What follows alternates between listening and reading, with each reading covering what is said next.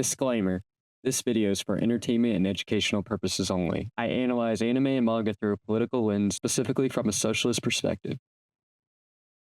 One Piece is one of the biggest cultural phenomena of this generation. After the massive success of Dragon Ball, many other mangaka took inspiration, such as stories like Naruto, Bleach, and even One Piece. What makes One Piece so fascinating isn't just the battles, or the One Piece, it's how Oda crafted this entire world that feels alive. Every single island has its own culture, its own history, and its own politics. And every character has their own dreams, their flaws, and motivations. For many, One Piece is more than just an anime. It's an emotional journey. It touches so many people on a deeper level. But for me, it's different. Beyond the laughs, the epic fights, and the emotional moments, I started noticing patterns in the story that made me think about society, about power, and about how people are treated. There's another side to One Piece, one that reflects the real world, one that many fans are unwilling to acknowledge, but one that resonates with me more than anything else. See, One Piece isn't just about pirates and treasure, it's a reflection of power, inequality, and how societies function. And that's when I realized there's a political layer to One Piece that's been hiding in plain sight. Let's start with the Revolutionary Army, which I believe to be the most explicit example. The army is led by none other than Luffy's dad, Monkey D. Dragon. These guys aren't just some side characters, they're actively fighting against the world government, which, let's be honest, is super corrupt and oppressive. They're taking on a system that manipulates information, enforces unfair laws, and keeps people powerless. What's fascinating is how much this mirrors real-world struggles. You've got rebels, underground movements, people risking everything to fight injustice. It's basically a reflection of resistance we've seen throughout history. Oda's genius is making it feel epic and adventurous, but underneath, it's a story about standing up against power structures that exploit ordinary people.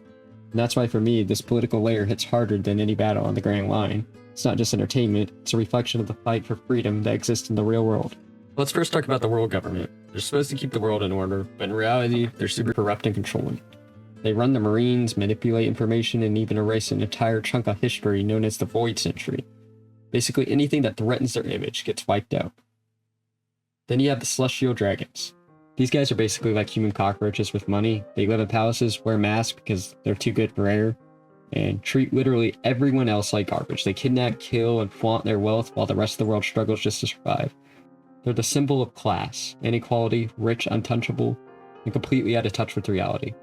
And Oda doesn't even sugarcoat it. Every time they show up, you're just like, yeah, fuck these guys. Before we move on to the main cast, I'd like to make real-world parallels from One Piece to the real world. The Revolutionary Army, think of them like actual resistant movements, fighting authoritarian regimes around the world. Dragon isn't just Luffy's dad, he's basically the embodiment of every activist who's ever stood up for an oppressive system. The world government and Celestial Dragons, they're not bad guys in the story, they're a perfect reflection of the real world corruption and inequality like governments that control the media, rewrite history, or protect the wealthy elite, while the rest of the population struggles.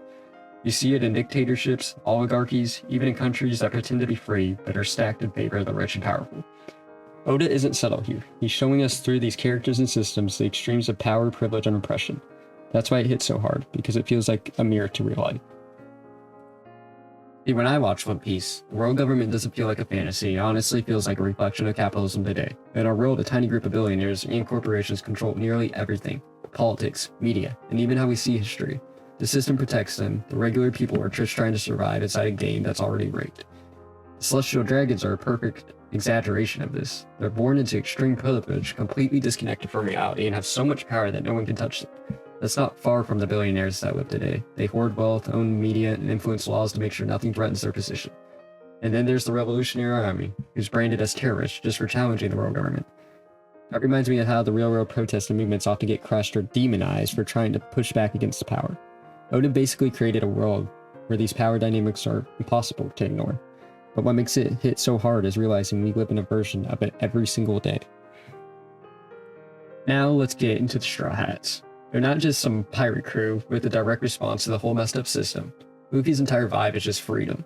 Not the kind of freedom politicians or corporations sell to you, but actual freedom. He doesn't care about status, money, or laws built to protect the rich. He builds his crew based on loyalty, trust, and shared dreams. And here's the thing. Luffy isn't sitting around plotting to overthrow some massive world order. He doesn't even have a political manifesto or 10-step plan to dismantle capitalism. He's just being himself. That's what makes him so dangerous to the system. In a world built on control, fear, and hierarchy, someone who refuses to play by those rules is a threat to it. And it's not just Luffy. The Straw Hats are a collection of people chewed up and spat out by different aspects of this system. Nami's entire life was destroyed by a warlord exploiting her village through debt. Robin was hunted by the government for simply knowing too much. And Frankie's past is tied up in a cover-up to protect the interests of those in power. Every one of them carries scars from systemic oppression, but instead of bending to it, they follow someone who refuses to acknowledge it.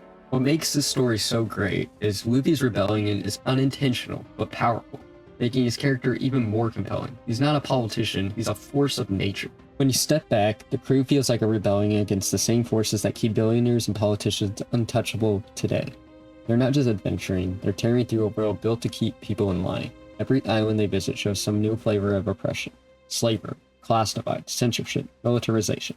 And Luffy punches straight through it without hesitation.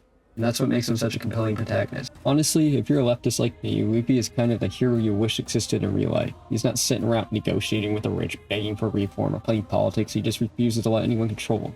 It's a dream, right? Someone untouchable by corporations, elites, or corrupted government. Someone who actually fights back against exploitation, oppression, systemic bullshit without having to think about strategy or PR.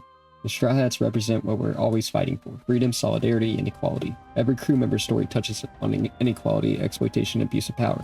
And Luffy's approach is basically saying, we don't need permission, we don't need approval, we just live, we protect each other, and we fight back. Think about today's world. Billionaires controlling politics, wealth inequality, corporations exploiting workers. Imagine having a protagonist like Luffy leading the charge, smashing through all that, inspiring ordinary people to stand up just by refusing to be controlled. So in the real world, we have people like Bernie Sanders. He gets millions inspired, talks about systemic change, points out corruption, and pushes for real reforms. But the system is stacked. The media, lobbyists, and entrenched elites make sure that even the best intentions hit a wall. Bernie can move people, he can push ideas forward, but at the end of the day, he can't smash the system entirely. Luffy, on the other hand, doesn't care about approval or compromise. He just refuses to be controlled, and by doing that, he naturally challenges the entire oppressive structure around him. That's the fantasy.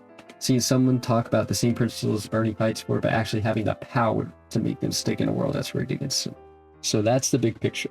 One Piece isn't just a story about pirates. It's a world built on oppression, inequality, and power structures that mirror our own. For me, that's what makes the story hit differently. It's not just entertaining, it speaks to ideas about justice and equality, and what it means to resist control.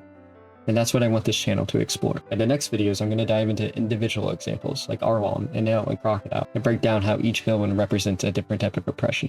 So if you're interested in seeing how One Piece reflects our world and why these political themes resonate more than ever, stick around. It's only going to get deeper from here. If you guys have any more suggestions, leave them down in the comments below.